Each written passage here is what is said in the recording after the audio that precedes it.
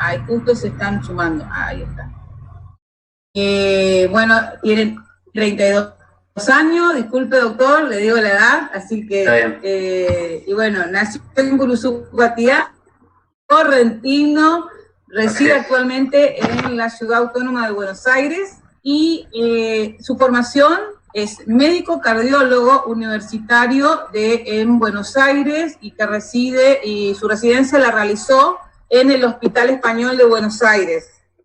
Además tiene también una formación en el extranjero, hizo rotación de servicio en insuficiencia cardíaca avanzada y trasplante cardíaco en el Hospital Universitario del Central de Asturias, en la ciudad de Oviedo. Estamos hablando de esto en España. Bueno, después es bastante amplio su currículum con muchos cursos y actividades académicas.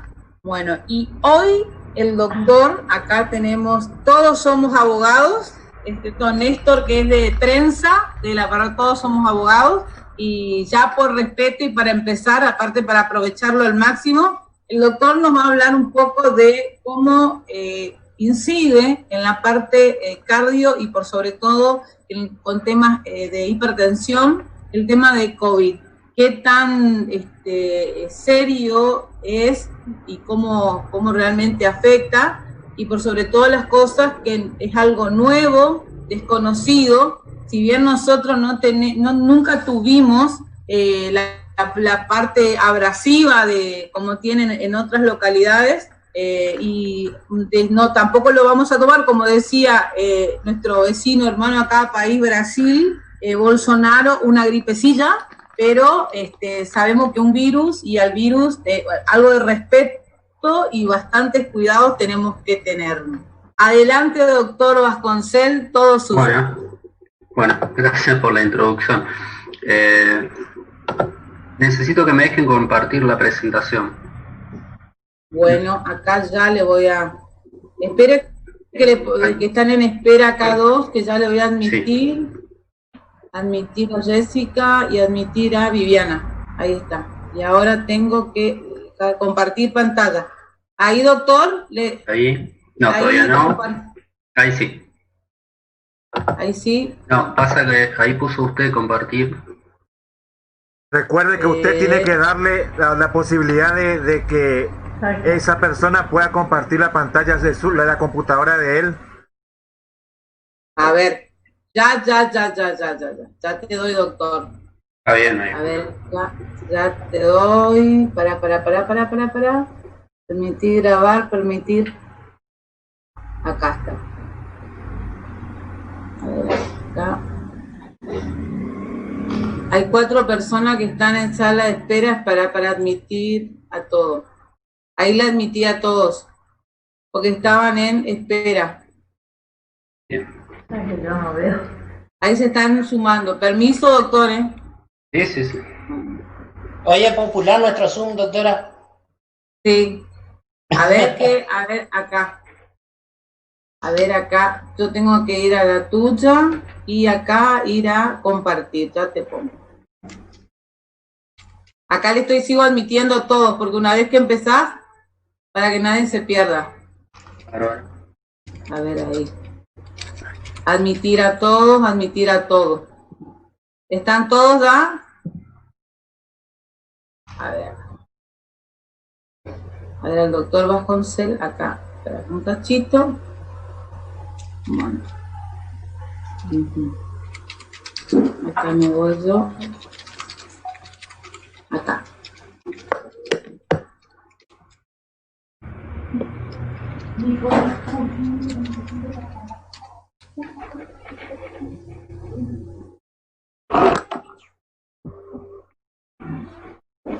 Si no tengo que compartir la tarjeta, me va a pasar por acá.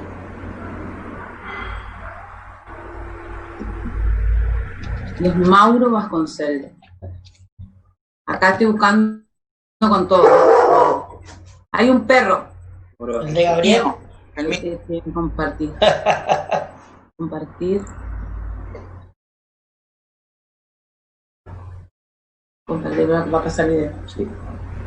Ahí está. Tiene que dejar compartir pantalla. Ahí está, doctor. Sí. Está como administrador ahí usted. O sea, usted es el que va a admitir ahora todo, doctor. Además. Está ahí la pantalla. Va a pasarme. Ahí está. Ahí está. ¿Se ve, no? ¿Ven bien? Sí. Lo único que le voy a pedir es si pueden silenciar los micrófonos. Así nos acopla el audio y cualquier cosa, duda, me interrumpen y lo vamos hablando.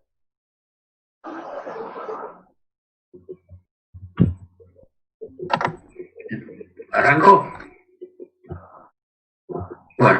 Bueno, como me presentó la doctora, mi nombre es Mauro Vasconcelos, soy correntino de Curuzú-Patiá, soy el hermano de Nico, soy médico cardiólogo, hice mi residencia en el Hospital Español de Buenos Aires, donde actualmente trabajo, me desenvuelvo como jefe de residentes, también como médico de planta dentro del servicio, y bueno, la idea, primero que nada, gracias por invitarme a participar de esto.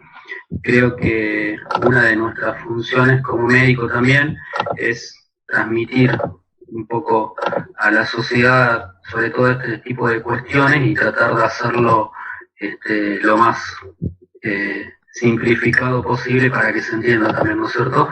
Lo cual se me planteó un desafío un poco difícil, pero bueno, intenté hacerlo, no quiero aburrirlo tanto con la parte médica, intenté hacerlo lo más simple y creo que intentar dejar un concepto.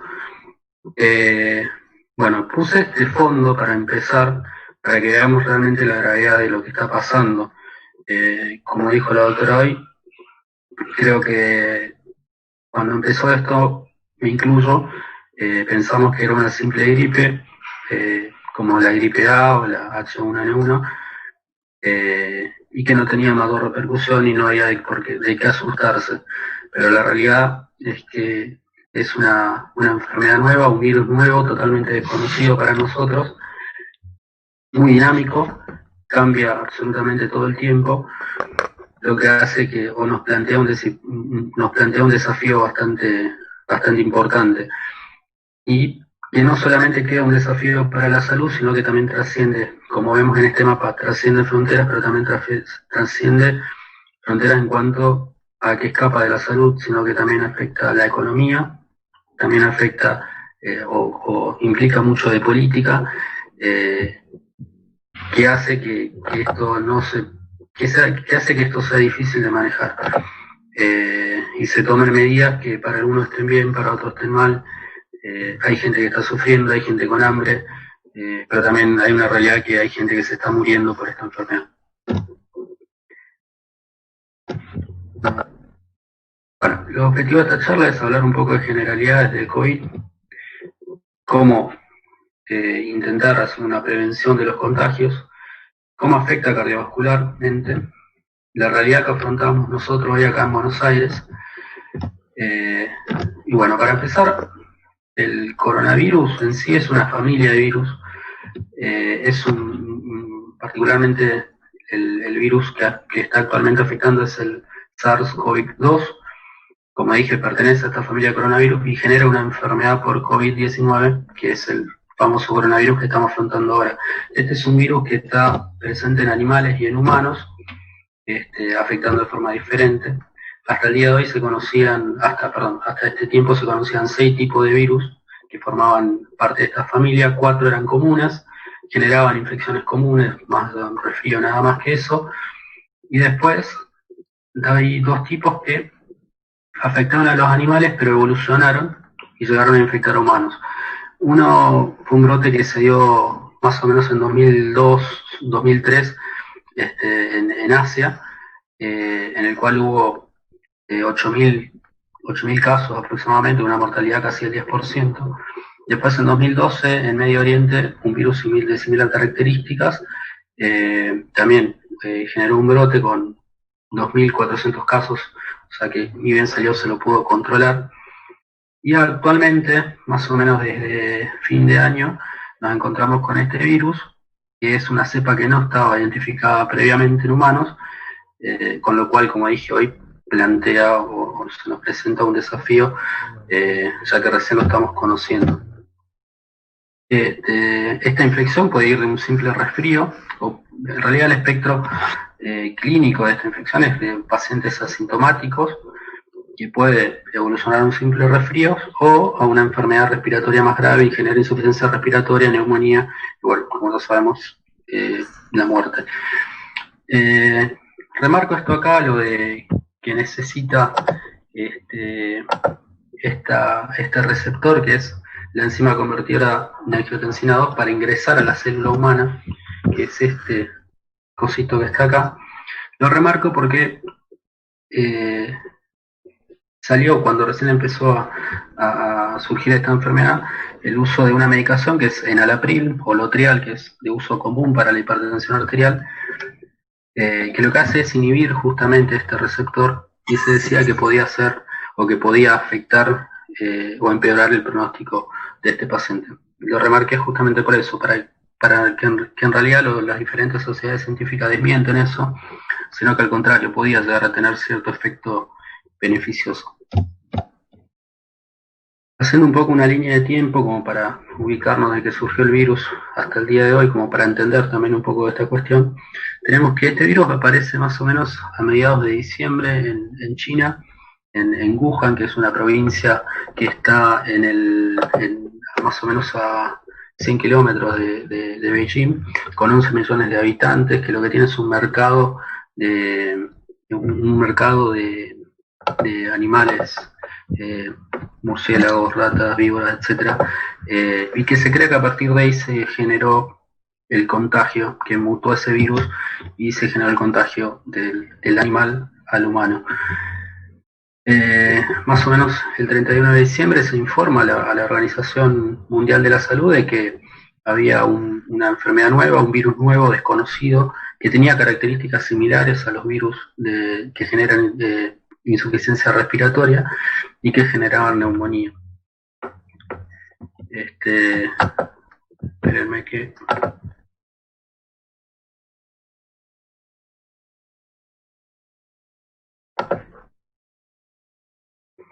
Bueno, en este periodo, entre los primeros días de enero, se reportan estos pacientes, fueron más o menos 44 pacientes con una neumonía, con un virus desconocido, que más o menos se me está agregando gente y no lo puedo aceptar. Bueno, en 5 de enero más o menos, dicen que es parecido a este virus, que es parecido al virus de la gripe. Lo aíslan las primeras semanas de enero también. A partir de ahí lo nombran, como al tener características de la familia del coronavirus, como SARS-CoV-2. Se produce la primera muerte más o menos el 11 de enero. Y el 13 de enero, lo remarco, se reporta el primer caso fuera de Wuhan, que es un caso que se da en Tailandia de un paciente que estuvo en Wuhan. Posteriormente, más o menos a fines de enero, se reporta el primer caso de COVID en Estados Unidos, que es que es el primer caso que se reporta en América. Dado todo esto, empiezan a surgir dudas: ¿qué es el virus? ¿Es una simple gripe? ¿No lo es? ¿Es algo más serio? Empiezan a aumentar los casos en Europa. La OMS declara a fines de enero una emergencia de salud de importante internacional. Todavía no estaba decretada la pandemia.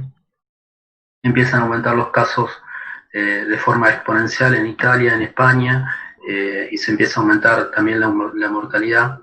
Inclusive superan los casos tanto de contagio como de mortalidad de Wuhan, que era el epicentro hasta ese momento de esta infección. Repito, hasta ese momento nosotros pensábamos que era un simple virus, lo subestimamos un montón, creíamos que simplemente generaba una gripe y que tenía una tasa de mortalidad baja, y que quizás en Italia y España esa mortalidad tan alta era porque en sí la población es más vieja que en el resto del mundo, pero ahora nos encontramos que no es así. durante ese tiempo hubo personas que lo subestimaron y hubo personas que se dieron cuenta que no era tan simple y empezó un poco a cambiar muchas cuestiones. En nuestro caso en particular, en esta fecha, más o menos el 31 de enero, en el hospital, preparamos un consultorio por las dudas de que llegase algún paciente, pero teníamos o le dábamos más importancia a los casos de dengue.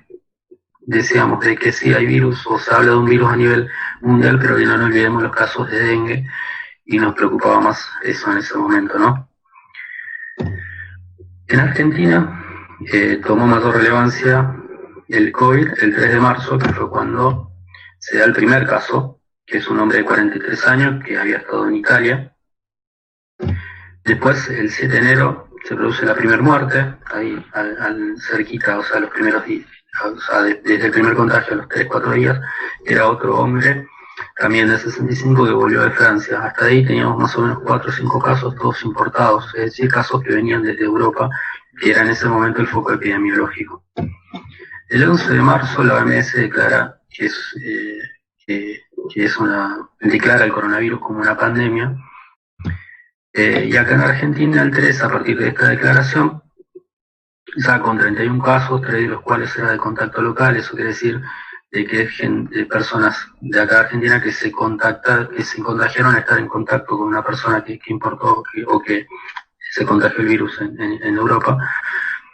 Y se suspendieron eventos de más de 200 personas, se suspendieron recitales, partidos de fútbol, etc. El 15 de enero se decide suspender las clases y licenciar a mayores de 65 años, licencias laborales, suspensión de espectáculos ya sin importar el número de personas, cierre de parques nacionales. A ese cierre de parques nacionales lo remarco y lo pongo particularmente porque yo me estaba por ir de vacaciones a Bariloche, y ese día me llamaron aquí para decirme que me suspendían las reservas y demás porque cerraban todos los parques nacionales. A nosotros, desde el hospital, en realidad todos los médicos nos suspenden las vacaciones, y nos informan de que a partir de ese momento iban a contar con nosotros para lo que requieren. Desde los hospitales se empezó a preparar como para que pase lo peor. O sea, separar pisos especiales para eso, preparar gente para eso, destinar la mayoría de los recursos para la atención del COVID. Hasta ese momento lo que se pedía, o lo que pedía la nación, era que seamos responsables, que el que pueda quedarse en su casa se quede en su casa, que salga a trabajar realmente el que tenía que salir a trabajar. Pero bueno, somos argentinos, somos una sociedad un poco difícil y parece que cuando nos dicen que tenemos que hacer algo hacemos lo contrario. Acá en Buenos Aires, en esta fecha en particular, se vio mucho más movimiento que un día normal, así que bueno, el 20 de marzo se terminó decretando el aislamiento social preventivo y obligatorio. Ahora después en la próxima diapositiva voy a mostrar por qué es tan importante la cuarentena, o por lo menos lo fue en ese momento. Después, durante todo abril, cada 2 semanas se fueron prorrogando la cuarentena, fuimos pasando de fase 2. La fase 2 realmente es cuando se suspenden todas las actividades. Y el 8 de mayo se decreta que en el resto del país, que en AMBA iba a continuar en fase 3 y el resto del país iba a pasar a fase 4. Fase 3 significa que, hacia grandes rasgos, que se permite una movilidad de la población de hasta el 50%, y el tiempo de duplicación de casos tiene que ser entre 15 a 25 días. ¿Qué quiere decir eso?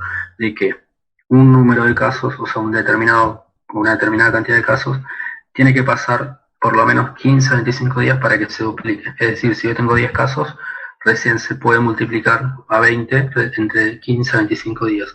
Si de 10 a 20 casos pasa en 7 días u 8 días, como está pasando ahora, estamos mal y hay que volver atrás.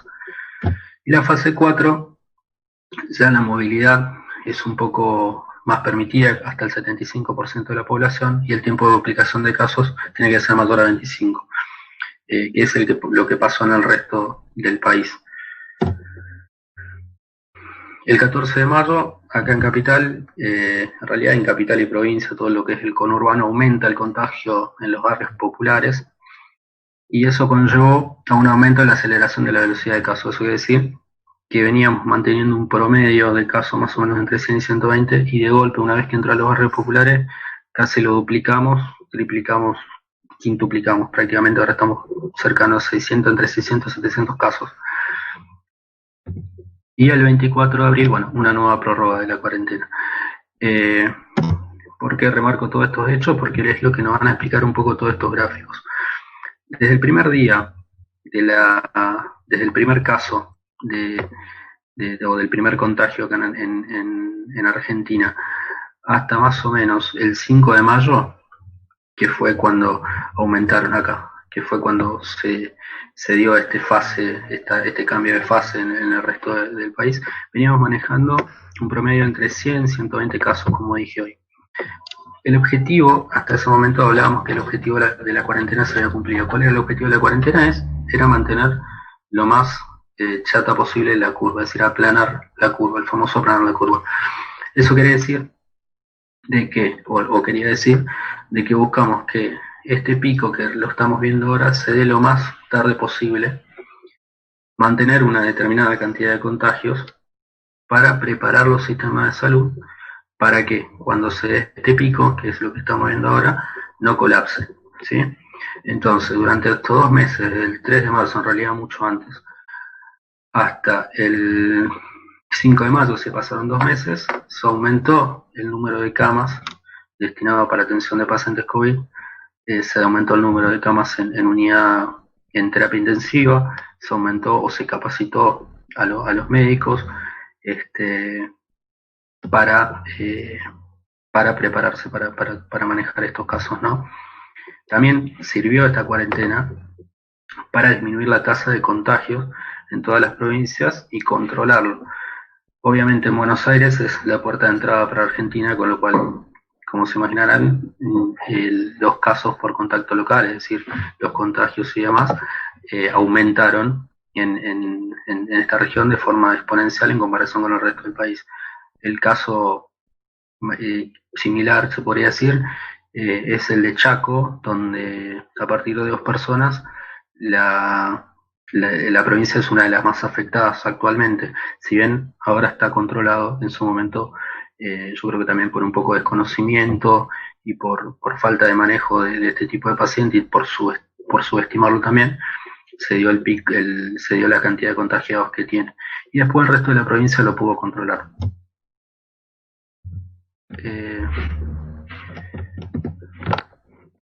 Algo llamativo que se ve desde el 5 de mayo, que es lo que había nombrado anteriormente, que es el ingreso del virus a los barrios populares, en el cual en un mes aumentó 22 puntos, o sea, 22% más.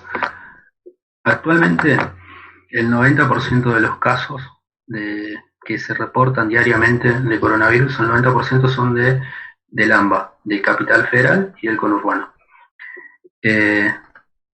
Y del 40% del total de casos que hay hoy en Capital Federal, el 40% es de casos que están en las villas, o sea, en los barrios populares.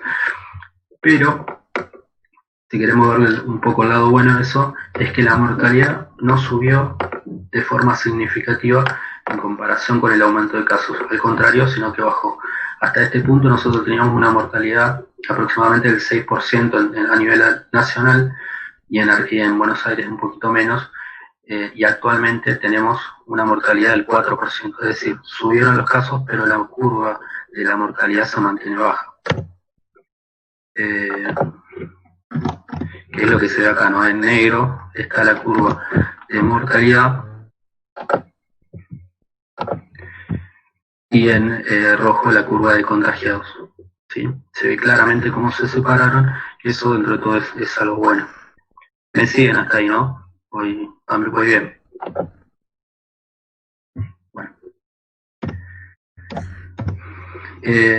Y otro, ya termino con esto de los gráficos, sigue un poquito tedioso, pero bueno, me parece importante como para entender un poco de qué estamos hablando acá, o qué es lo que nos pasa acá en Argentina. Y bueno, Hoy hay una realidad muy diferente, como ya hablamos que hay una realidad con respecto a la conexión a la red y demás, también hay una realidad muy distinta en lo que se está viendo en el coronavirus. Claramente está afectada Ciudad de Buenos Aires y el conurbano, y el resto de la provincia lo pudieron controlar. Fíjense cómo se separaron las curvas, cómo creció exponencialmente el número de contagios en Capital Federal, que es esta curva en azul, y en la provincia de Buenos Aires. Chaco es el tercer lugar más afectado en Argentina, pero su curva no creció tanto, se la mantiene estable, y el resto de las provincias están en un nivel bajo, lo cual permite estos cambios de fase que hablábamos. Y por último, con estas curvas, mostrar esto, ¿no? Cómo a medida que van pasando el tiempo, el origen del paciente que se infectaba era importado, actualmente casi solamente el 7.5%, y empieza a aumentar la transmisión comunitaria o la circulación comunitaria, que eso quiere decir de que el virus está en la comunidad, está en la sociedad, y que se puede contagiar cualquier persona, y a diferencia de este caso importado, que sabemos quién es la persona que viene de afuera, lo podemos aislar alrededor y controlar de esa forma. En este caso ya se hace más complicado. En los noticieros estas últimas semanas se habla de la villa, donde no aíslan a una persona, sino que aíslan directamente a la villa entera, justamente por esta transmisión comunitaria. Y esta transmisión comunitaria se está dando acá en Buenos Aires y en el conurbano. Insisto en eso porque en el resto del país son más bien por contacto estrecho de casos importados y demás, y no por el tipo de multiplicación de casos, creemos que no hay esa circulación del virus. Entonces, ¿cómo se transmite el virus? La comprensión de cómo se transmite es incompleta. La realidad es que la única certeza que tenemos es que se transmite a través de las gotas de microfluidos, o cuando uno estornuda, las gotas que salen de la boca y entran en contacto con los ojos, la nariz o la boca de otra persona, y también de que esas gotas pueden quedar en la superficie por hora o en realidad por horas, y al tocar eso, al llevarlo uno a la cara, puede contagiarse, y no hay certezas de que si el virus queda en el aire. La realidad es que la OMS no puede asegurar eso, con lo cual eso está en este momento desestimado. El intervalo durante el cual el paciente es infeccioso es incierto, es decir, una persona puede contagiar desde, no hay certeza tampoco, es un virus nuevo, entonces la persona puede contagiar de la primera etapa, que es la etapa asintomática, donde se está incubando, pero se cree que la parte o la parte más contagiosa es cuando el paciente está asintomático, es decir, está con fiebre, disnea, etc. Y la gravedad del cuadro va a ir desde el 80% son casos leves, 15% son casos más graves que necesitan internación, y el 5% van a ser casos críticos que requieren internación en UTI o en terapia intensiva. Como dije, lo que se sabe con certeza es que el contagio se da por las secreciones respiratorias, ya sea por la tos o estornudo y demás, y entran en la nariz, o contagia cuando entra con los ojos, la nariz o la boca en una persona sana. Para evitar esto, lo que se pide, entre otras cosas, el distanciamiento de 1 a 2 metros entre una persona y otra. Después, la otra forma de contagio, de transmisión, es a través de que el virus quede en superficies y contaminarse y tocar la cara y demás, por lo cual también es importante el tema de la higiene constante de todo, ¿no? Y con respecto a los síntomas, el síntoma cardinal del coronavirus es la fiebre, que va a estar asociada a fatiga o falta de aire, a tos seca, menos porcentaje con mocos o con diarrea. El periodo de incubación de la enfermedad varía entre 2 y 14 días. Eso quiere decir que durante esos 12, por eso también se insiste en 2 semanas de aislamiento, porque es el tiempo en el cual el virus está en el cuerpo y que existe el riesgo de infectarse. Y después, como complicaciones, vamos a tener, puede tener insuficiencia respiratoria, neumonías, un cuadro ya más severo de sepsis, falla multiorgánica, y obviamente posteriormente la muerte.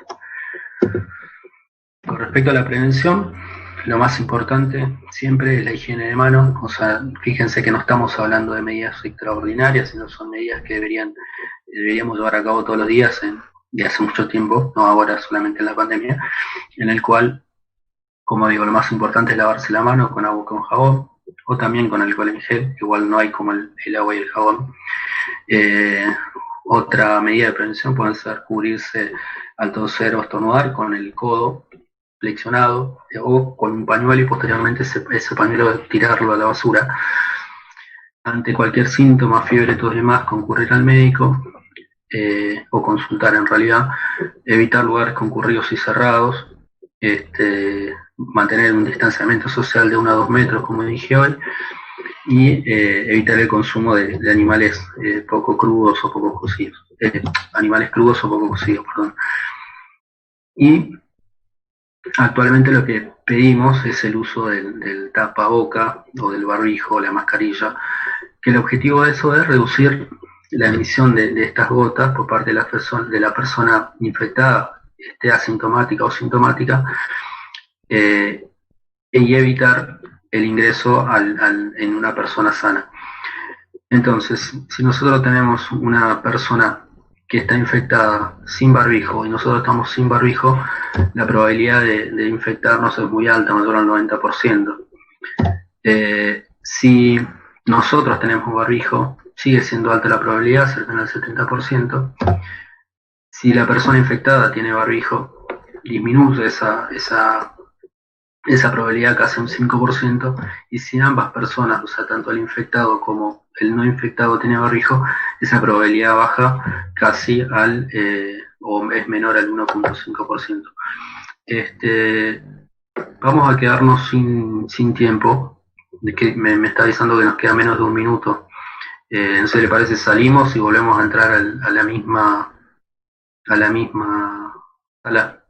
Así queda poquito, quedan un par de diapositivas y eso termina. Sí, doctor, sí. Salimos y volvemos a entrar. Dale, sí. No sé. Realizando actividades físicas acá en Corrientes.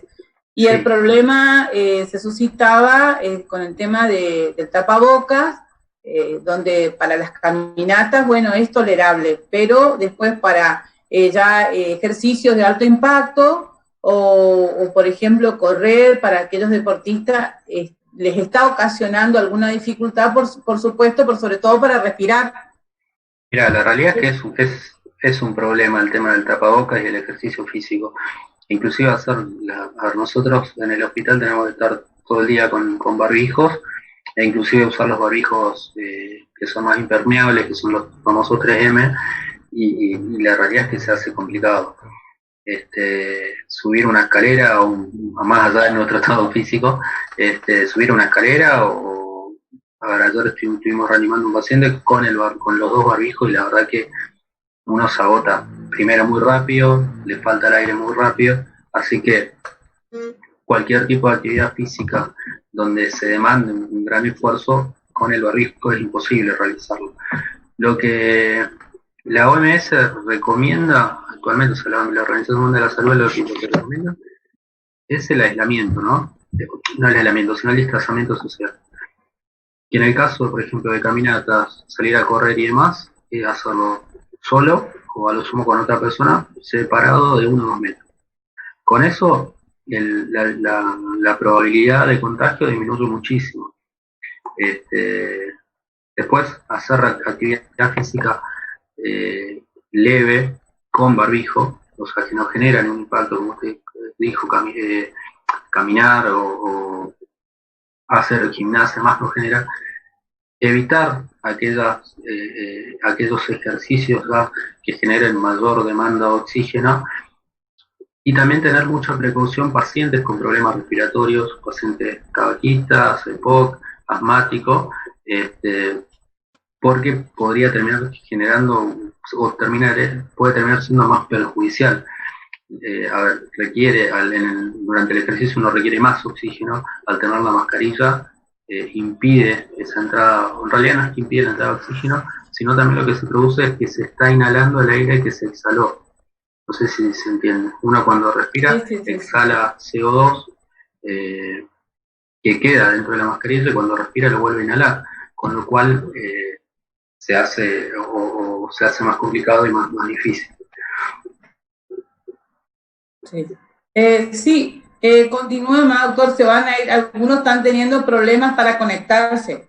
Bueno, habíamos quedado en esta parte de la probabilidad de contagio, como digo, esto lo puse como para remarcar la importancia de usar barbijo, sobre todo en los lugares como Buenos Aires, donde la circulación del virus ya está en la comunidad, no se circula libremente. Bueno, ¿cómo afecta cardiovascularmente? Me voy a detener 2 minutos en esto nada más. A grandes rasgos puede generar daño miocárdico, es decir, puede generar daño en el músculo del corazón y generar miocarditis, es una inflamación de las paredes del corazón. Hay mayor activación inflamatoria, es decir, todos los que son mecanismos de defensa inflamatoria dentro del cuerpo aumentan, con lo cual aumenta el riesgo de enfermedades cardiovasculares, ya sea infarto o accidente cerebrovascular. Y es muy notorio que aquellos pacientes mayores de 60 años con historia de enfermedad cardiovascular tienen mayor riesgo de mortalidad. De hecho, las personas que se mueren en el 80% son personas añosas, diabéticos, hipertensos o con antecedentes de enfermedad cardiovascular. Y lo que dije hoy al principio, que no se debe suspender los IECAS baratos, que son el Lanapril o el Lotrial, que es el nombre, la marca comercial más conocida, o los Sartan o los Accord también, que es esa marca.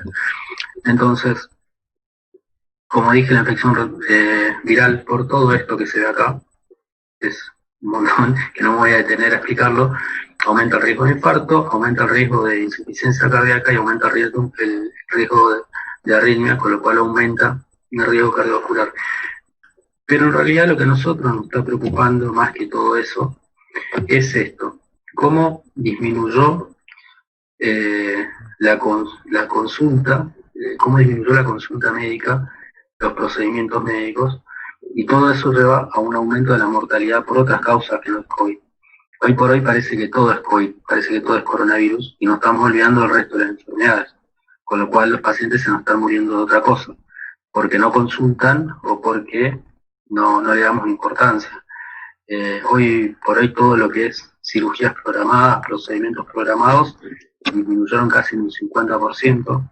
Los consultores están todos suspendidos en la mayoría de los lugares, principalmente acá en Buenos Aires, con lo cual también disminuyó la internación.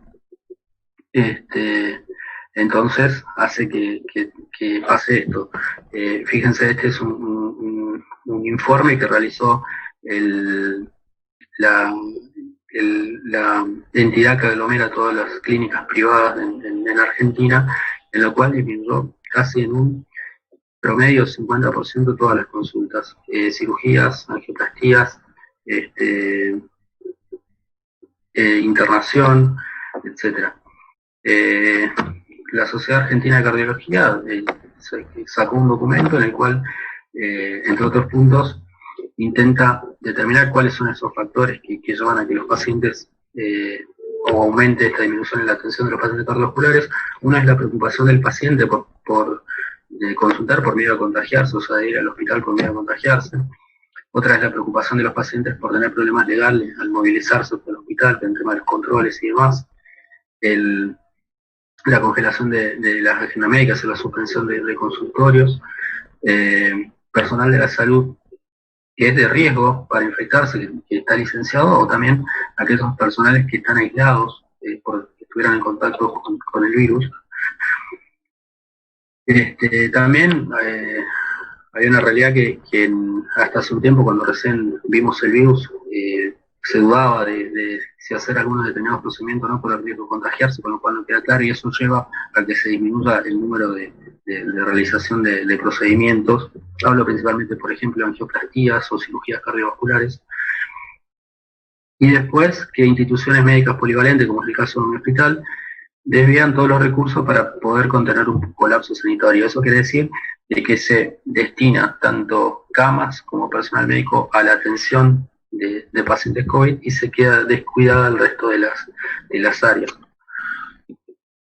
Y para ir terminando, la realidad en nuestro hospital, el Hospital Español de Buenos Aires, comparado, voy a marcar 3 gráficos. El hospital es un hospital de PAMI principalmente.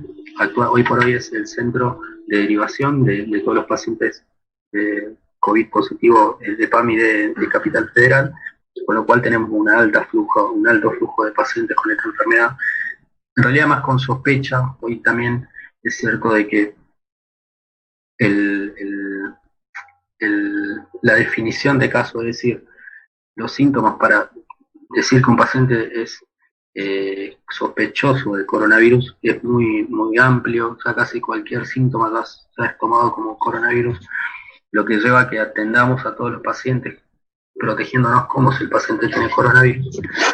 Y sobre todo al ser de PAMI tenemos un grupo etario muy alto, es decir, pacientes, la mayoría son jubilados, mayores de 70 años, lo que lleva a que veamos ciertas particularidades.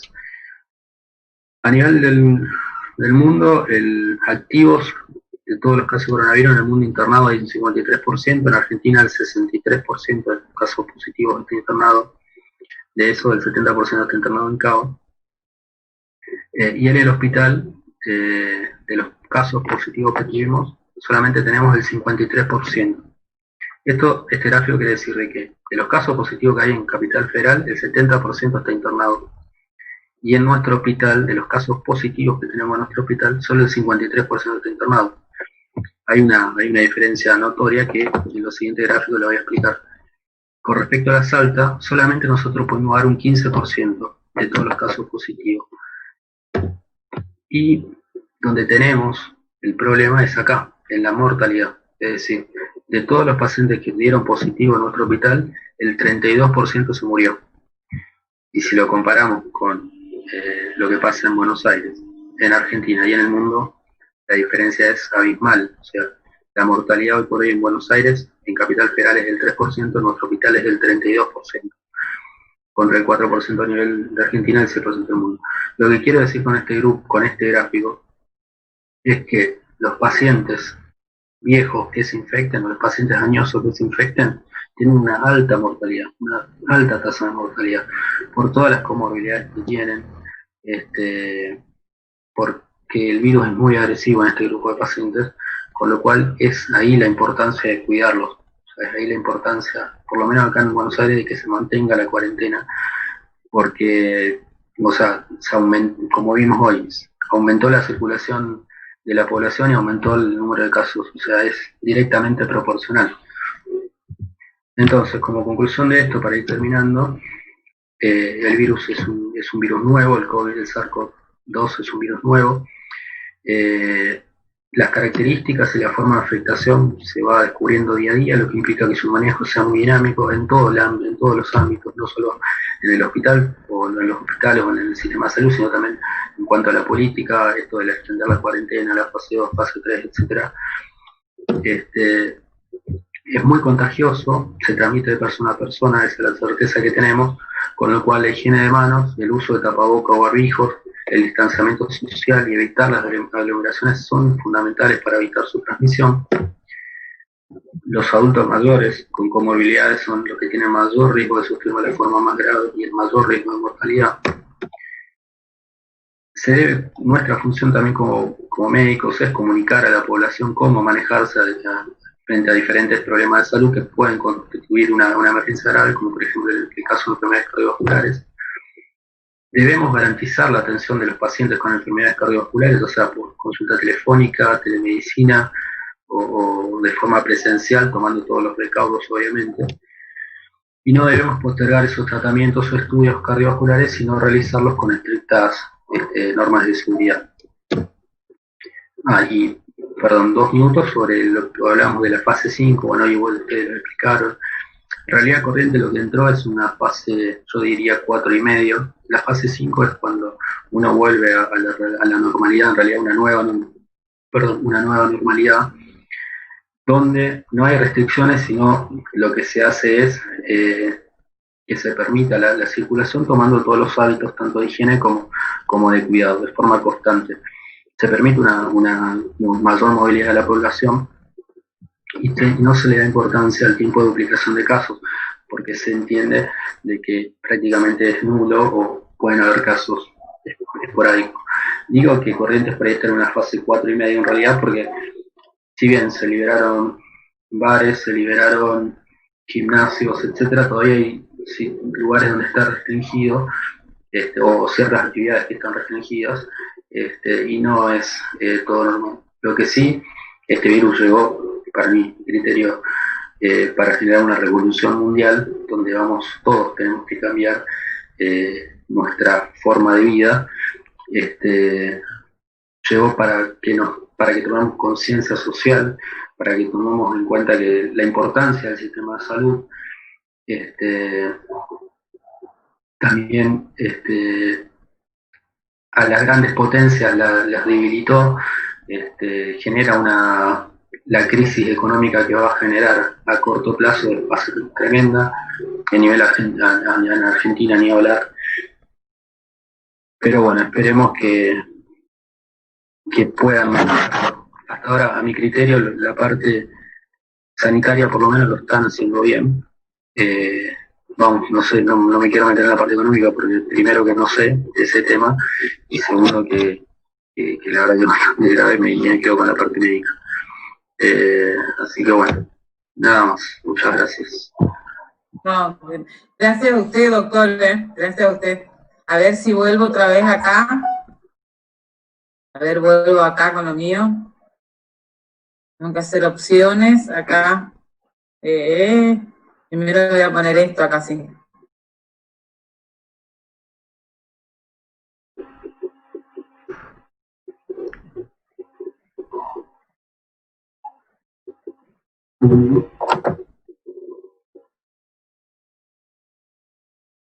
Bueno, no sé si tienen alguna duda o pregunta. Ahí está mi mail, también por cualquier inquietud o cualquier cosa que necesiten pueden preguntarme.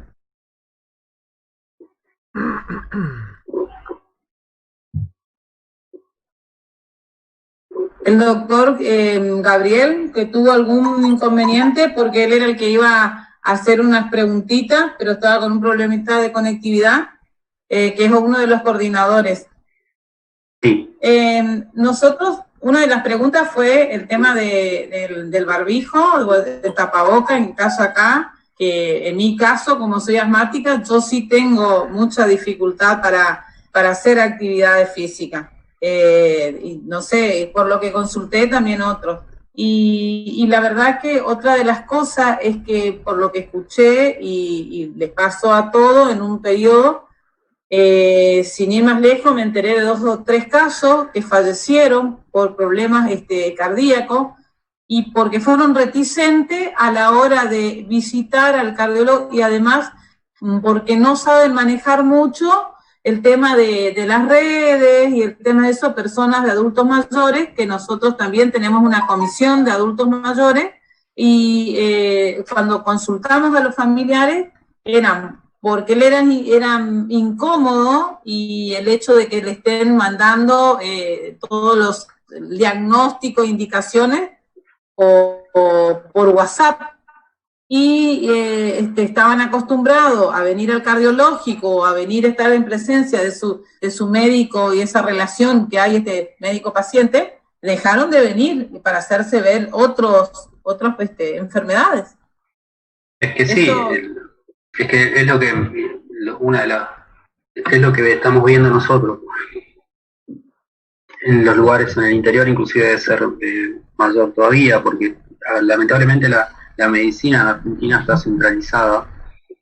Primero que todo se trata de lo importante en Buenos Aires, y después dentro de las provincias, dentro de las ciudades capitales, quedando el resto del interior un poco aislado. Si a eso le sumamos el miedo de las personas en consultar, o si le sumamos esa falta de adherencia a la tecnología, que tampoco es culpa de ellos, sino que nosotros que somos jóvenes, bueno, tenemos todas redes sociales, nos manejamos ahora por Zoom, pero la verdad que a las personas mayores eso se les hace complicado, con lo cual también es difícil. Por eso una de las conclusiones es esa, intentar buscar la forma en la cual primero, transmitir a las personas que van a tener, o que pueden consultar, que va a ser seguro, estimularlos que consulten ante cualquier signo, síntoma, lo que fuese, y después ver la forma en nosotros de garantizar esa atención. Nosotros, le cuento un poco la experiencia nuestra, lo que estamos haciendo actualmente es llamar por teléfono, nos dan nuestra lista de pacientes, llamarlos por teléfono y hacer una especie de screening o de triage de qué pacientes realmente requieren ir al hospital. Entonces después los citamos y bueno, se los cita en determinada hora y ahí lo podemos ver tranquilo y como dije recién, garantizándole que puedan ser atendidos. Otra cosa que vimos, sobre todo en las primeras 2-3 semanas o el primer mes, es la cantidad de pacientes que llegan a la consulta o llegan a la guardia ya con un grado avanzado de descompensación, infartos evolucionados. A ver, en este tiempo de cuarentena a nosotros nos entraron 18 pacientes infartados, de los 18, 11 estaban evolucionados y de los 11, 6 murieron. Entonces, ¿a qué voy con esto? De que no se mueren de coronavirus la gente, o se muere de coronavirus sí, pero se van a morir más de otra cosa, justamente por esta causa. Y ahí es donde mucho tiene que ver para mí el tema de la información. Lamentablemente el periodismo, los noticieros y demás están todo el tiempo con este tema del virus, pero haciendo hincapié en otras cosas, no estimulando tanto la consulta, no, yo creo que en lugar de informar desinforma. Y bueno, estos son los resultados que tenemos después. No sé si alguien tiene otra pregunta más. Acá alguna de las doctoras, o si no, yo le quiero preguntar respecto de cómo se... Sí. Disculpe. No, con respecto a nuevos síntomas que empezaron a salir, como por ejemplo pérdida de olfato, pérdida de gusto, que creo que no es, dice que no es como una gripe normal o algo así. El doctor puede explicar. Y otros síntomas como dolor de rodilla, ¿puede ser? Como dije hoy cada vez más, cualquier signo o síntoma ya es considerado coronavirus. El virus es un virus nuevo. Al principio creíamos que solamente daba fiebre, después nos dimos cuenta que daba fiebre y falta de aire, después dolor de garganta. Hace un tiempo que la falta abrupta de olfato o de gusto también es otro síntoma.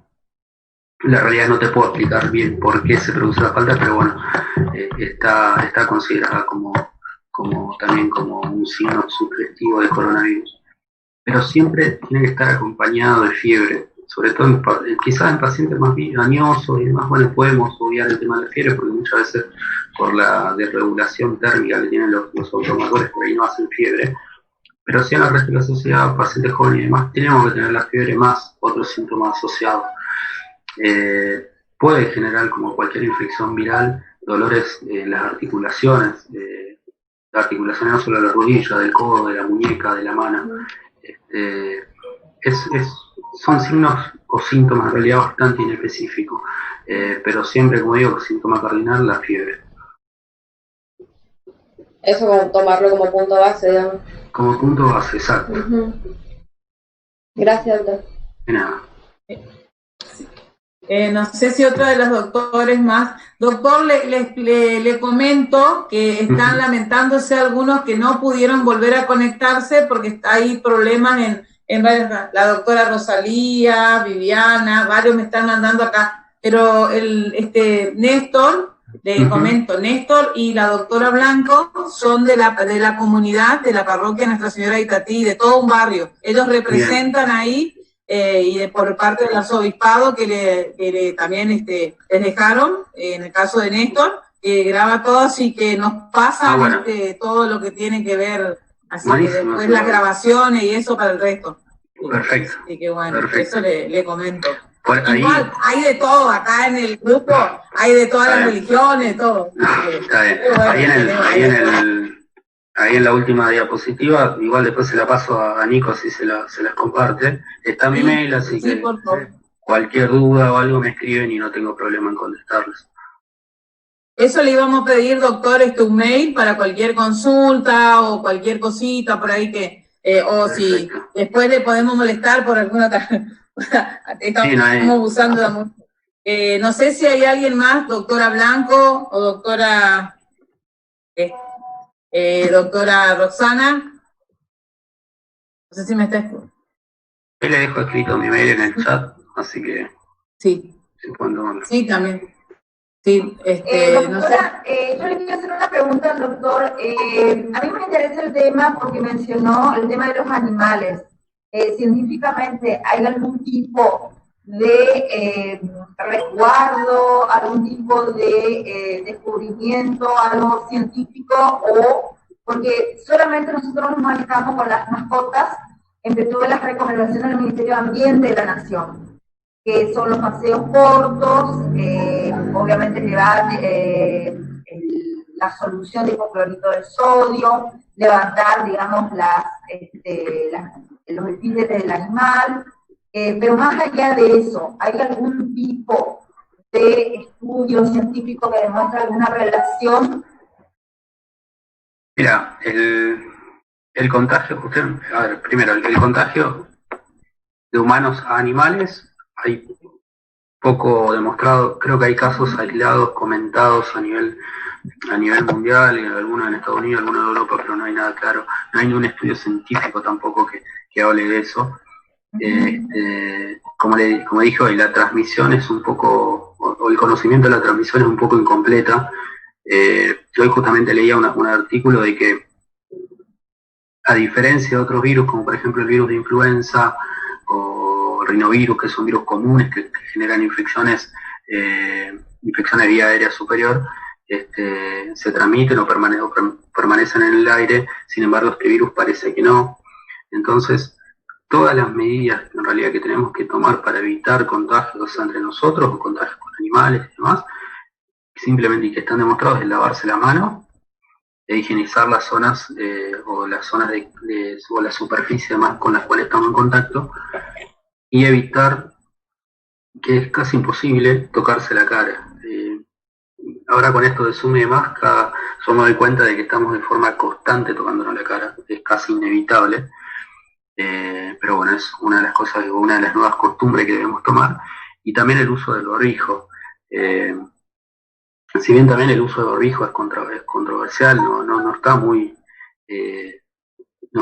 demostrado. La OMS recién hasta hace poco, como autorizó, por decirlo de cierta forma, pero la realidad es que ahí tenemos que usarlo, sobre todo cuando estamos en contacto, cuando vamos al supermercado, a la farmacia, es cuando más riesgo también corremos de contagiarlo. Hay algo que insiste mucho el presidente y que le doy la razón, es que que el virus no nos busca a nosotros, sino que nosotros salimos a buscar el virus. Con lo cual esa es la importancia, ¿no? Tomar esa medida, lavarse las manos, y el distanciamiento social, limpiar las superficies y el barbijo. Es lo mejor que tenemos para evitar los contagios. Gracias, doctor. Muy amable. Yo una última preguntita, pasando que ya queda últimos minutos, además de agradecerle, de felicitarle, la verdad que nos ilustró mucho. Me están mandando, acá estoy mirando porque no pudieron, quieren saber qué más pasó, estoy mandando las fotos.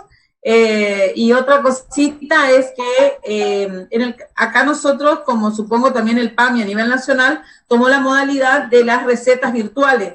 ¿Cómo eso se está manejando? ¿Se sigue, doctor? ¿Cómo es?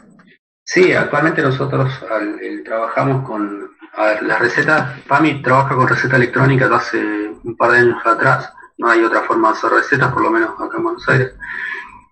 Con lo cual se autorizó por este tema de la pandemia la firma electrónica, con lo cual nosotros al hacer una receta, ya directamente se le envía un código a la farmacia y al afiliado. Entonces ellos directamente van con eso a la farmacia y ya se autoriza, digamos, la venta de la medicación. Y con respecto a otras obras sociales, también por decreto nacional está autorizado el enviar las recetas por teléfono, con una foto, por WhatsApp o por mail, y con eso se permite la compra. Se sigue trabajando con eso, la verdad que a nosotros nos facilita mucho el trabajo por el hecho de que el paciente no tiene que ir al hospital simplemente a buscar una receta, pero sé también que se le complica por lo menos a los abuelos también en adaptarse a eso. Muchos no tienen mail, muchos no tienen teléfono, con lo cual se hace un poco complicado, ¿no? Pero bueno, se sigue utilizando esa modalidad y para nosotros sería bueno que persista más allá de la pandemia. Claro. Bueno, es que también, doctor, no sé, ya esto si quiere una opinión suya, pues usted sabe que somos personas del derecho y bueno, recientemente hubo una movida en Córdoba respecto a los médicos que salieron en defensa de sus derechos y a mí por lo menos personalmente me gustó. Yo soy muy afín a Córdoba porque me gusta ese tipo de presencia de la gente cuando sale a reclamar y sea del lugar que venga, su opinión, y al respecto, no sé si es parecido, pero aparentemente no solo en casi todo el país, sino mundialmente, porque veo en México, veo en España, en Estados Unidos, en la mayoría de los lugares donde están lamentablemente pasando no solo la pandemia, sino también muestra la debilidad en el área de salud, pero por sobre todo no en la preparación académica, sino en la falta de insumo y las carencias de acompañar todo lo necesario al profesional de la salud. Porque justamente donde más se contagia es en el área de la salud. Sí, a ver, es una opinión un poco particular. Yo considero que no somos héroes, no me considero un héroe por estar trabajando en este momento, simplemente es algo que nos toca. Elegimos esta carrera, elegimos la medicina, lo cual conlleva riesgos, que son los riesgos que tenemos ahora, pero vuelvo a repetir, no somos héroes, nos toca trabajar. En parte también somos privilegiados porque podemos trabajar y nos están pagando y recibimos todos los meses un sueldo, ahora en esta etapa cuando hay muchísima gente que no lo puede hacer. Pero también la realidad es que estamos muy desgastados, estamos muy menospreciados. El sistema de residencia es un sistema muy, muy turbio, muy incluso hasta esclavizante, donde trabajamos a deshora, con guardias, todo por un sueldo que está por debajo del sueldo que se considera para ser pobre.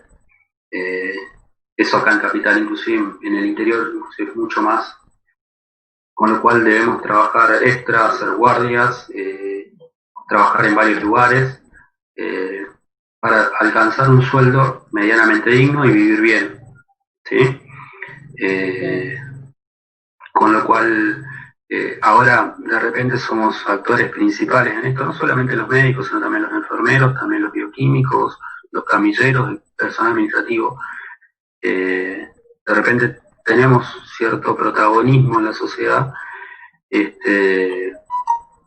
y el reclamo justamente que se da en Córdoba se surgió a partir de que juzgaron o en realidad procesaron a 2 médicos que los acusan de haber contagiado en un geriátrico a un grupo de abuelos, pero lamentablemente los médicos tenemos que salir a trabajar en otro lugar. Yo tengo la suerte hoy por hoy de poder trabajar solamente en el Hospital Español, pero hay un montón de gente, no solo médicos, sino también, repito, enfermeros, bioquímicos, además, que tienen que trabajar en diferentes lugares, como para tener un sueldo medianamente aceptable, y que no llega ni ahí a las horas que trabajamos. La realidad es que trabajamos muchísimas horas. Hoy un residente trabaja de 7:30 de la mañana a 6, 7 de la tarde, y cobra por hora 90 pesos, y es médico, y trabaja y estudió de 6 a 7 años, y seguimos estudiando. Hoy usted decía de nuestro curso, demás que tengo y demás, la realidad es la carrera que elegí, lleva a que esté formándome constantemente, pero cada curso que yo hago... Doctor, disculpe, ¿cómo se va a acabar? Mil gracias, y le vamos a dar un aplauso virtual. Un aplauso virtual, así que... Bueno, gracias. Así que, bueno, la verdad, muchísimas gracias. Me acaba de decir que revienta a Gabriel, porque él tenía que hacerle las preguntas. Se le apagó la máquina. Qué bacana. Nos está llamando ahí, no sabe qué pasó. Así que bueno, desde ya muchísimas gracias, doctor, y a todos los colegas, y vamos a pasar la grabación y lo vamos a sacar. Gracias por su tiempo, gracias por todo, doctor, y mucha fuerza. Gracias por todo, doctor. Muchas gracias por la invitación y bueno. Así que mucha fuerza. Bueno, gracias, colega. Hasta luego. Bueno, hasta luego. Gracias. Hasta la próxima. Gracias,